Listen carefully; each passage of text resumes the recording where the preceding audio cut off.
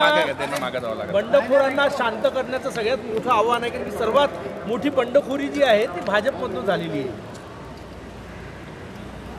जे अपक्ष लढतायत त्यांना आमचे त्या भागातील प्रभारी जिल्ह्यातील प्रभारी सर्वांशी संवाद करणार आहे आणि मला विश्वास आहे की विड्रॉपर्यंत फॉर्म वापस घेतपर्यंत सर्व अर्ज अपक्षाचे अर्ज जे आमच्या पक्षाचे अपक्ष भरलेले आहेत नाराज होऊन ते आम्ही परत घेऊ। त्यांना आम्ही विनंती करू। शेवटी एका पदावर एकावेळी एकच व्यक्तीची निवड होतं, त्यामुळं निवड प्रक्रियेमध्ये एखाद्याला न्याय मिळतो, एखाद्याला मिळत नाही। पण मला विश्वास आहे की भारतीय जनता पार्टीचा कार्यकर्ता हा पक्षाकरता समर्पित आहे, तो त्या ठिकाणी आपली अपक्ष उमेदवारी परत घेईल। बऱ्याच ठिकाणी पळवापळवी झाली, तुमची काही उमेदवार पळवलेले आहे, तुमच्याकडे काही आलेले आहे। 7-8 वर्षांनी निवडणुका झाल्या आहेत, 10 वर्षांनी काही ठिकाणी झाल्या आहेत, त्यामुळं प्रत्येकाला वाटतं निवडणूक लढावी। शेवटी इतक्या दिवसांनी निवडणुका झाल्यामुळं प्रत्येकाला अपेक्षा आहे।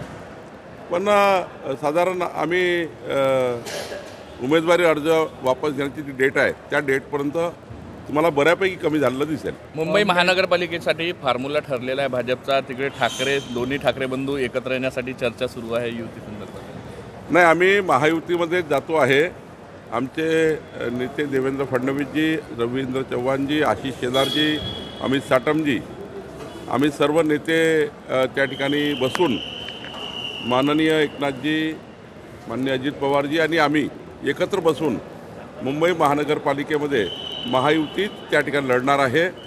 आणि मला विश्वास आहे की मुंबई शहर बदलत आहे, मोदीचं सरकार महाराष्ट्राचं सरकार मिळून डबल इंजिन सरकारच्या माध्यमातून जनतेची अपेक्षा आहे आणि मुंबईची जनता आम्हाला निवडून देईल। मुंबई महानगरपालिकेत भाजपनं सर्वे केलेला आहे, जिथे ठाकरेंचे नगरसेवक होते तिथे कशा प्रकारे उमेदवार देण्याबाबत सर्वे झालेला आहे। नाही, तो सर्वे आतापासून काही त्या ठिकाणी चर्चेला आणणे योग्य नाही आहे। पण हे मात्र खरं आहे की आम्ही 51% मतं घेऊन 2/3 बहुमत घेऊन मुंबई महानगरपालिकेमध्ये महायुती निवडून येईल।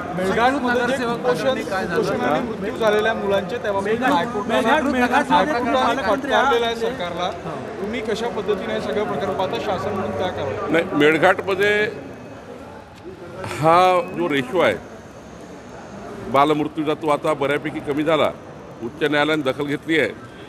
आम्ही या ठिकाणी खूप प्रयत्न करतो आहे, पण कालपेक्षा आज थोडा कमी आहे। म्हणजे कालांतराने म्हणजे 4-5 वर्षापूर्वी जर विचार केला, काल म्हणजे ज्याला म्हणतो आपण, काही वर्षापूर्वी तो आता जास्त होता, आता कमी होत चालला आहे। पण हे काही भूषवणावं नाही आहे। आम्ही आता ते शून्य करण्याच्या मागे लागलेलो आहे।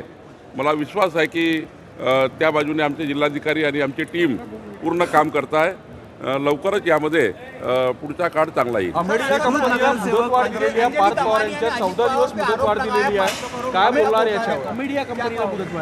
असं आहे की जेव्हा आपण एखादी नोटीस देतो ती पहिली नोटीस, दुसरी नोटीस, तिसरी नोटीस नियमाने द्यावं लागतं।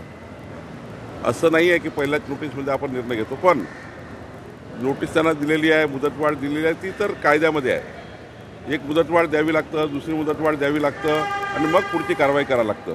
मला वाटतं कि त्या नियमाने त्यांनी मुदतवाढ दिली है।